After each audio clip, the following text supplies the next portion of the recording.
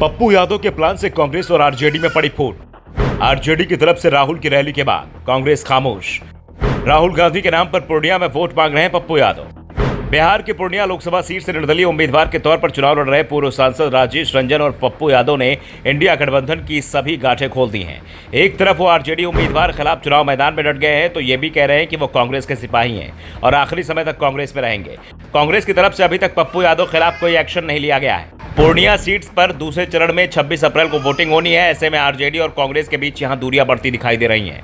पप्पू यादव ने हाल में 2015 में स्थापित अपनी जन अधिकार पार्टी का कांग्रेस में विलय कर दिया था। यादव पूर्णिया सीट पर जनता दल यूनाइटेड, जेडीयू सांसद संतोष कुशवाहा और राष्ट्रीय जनता दल उम्मीदवार बीमा भारती के साथ त्रिकोणीय मुकाबले में फंसे हुए हैं। 1990 के दशक में निर्दलीय उम्मीदवार के तौर पर 3 बार पूर्णिया सीट जीतने वाले यादव खुद को कांग्रेस और उसके नेता राहुल गांधी और प्रियंका गांधी एक सिपाही बता रहे हैं। दावा कर रहे हैं कांग्रेस पार्टी की विचारधारा मेरे खून में है। दूसरी तरफ बिहार में कांग्रेस का आरजेडी के साथ गठबंधन और इस गठबंधन में यह सीट आरजेडी के हिस्से आई है, लेकिन पप्पू यादव फिर चुनाव लड़ रहे हैं। कांग्रेस की तरफ से अपील आरजेडी की बीमा भारती के पक्ष में जारी की जा रही है, लेकिन स्थानीय नेता पप्पू यादव के नाम का झंडा उठा रहे हैं। पप्पू यादव ने भी बिहार में महागठबंधन में आई दरार के बीच सीधे सीधे आरजेडी अध्यक्ष लालू प्रसाद यादव को जिम्मेदार ठहराया है।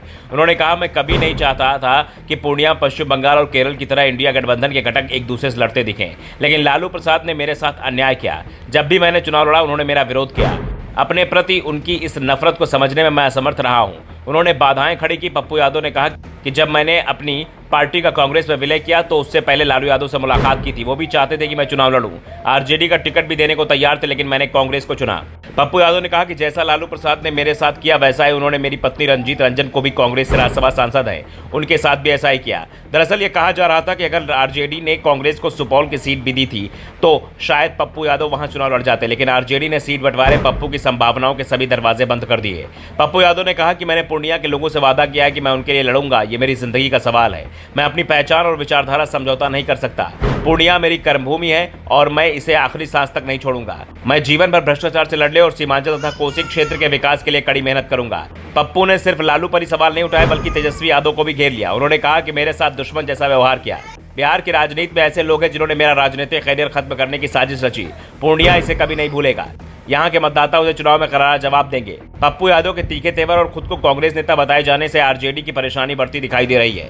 यहाँ पर उसके लिए अब वोटों के बंटवारे को रोकना बड़ी चिंता बन गया है, क्योंकि पप्पू यादव आरजेडी के वोट में ही सबसे बड़ी सेंधमारी कर रहे हैं। ऐसे में आरजेडी की तरफ से अब पार्टी से कहा गया है कि पूर्णिया में महागठबंधन के पक्ष में कांग्रेस के दिग्गज नेताओं की रैलियां कराई जाए। राहुल गांधी, प्रियंका गांधी की रैली कराई जाए। आरजेडी नेताओं ने तो तेजस्वी यादव से यहाँ तक मांग की है कि एक रैली वो राहुल गांधी के साथ पूर्णिया में करें, जिससे सभी तरह के विवादों का समाधान हो सके और इंडिया गठबंधन का वोट एकजुट होकर आरजेडी उम्मीदवार के पक्ष में गिरे। Bureau report, the Navdarpan news.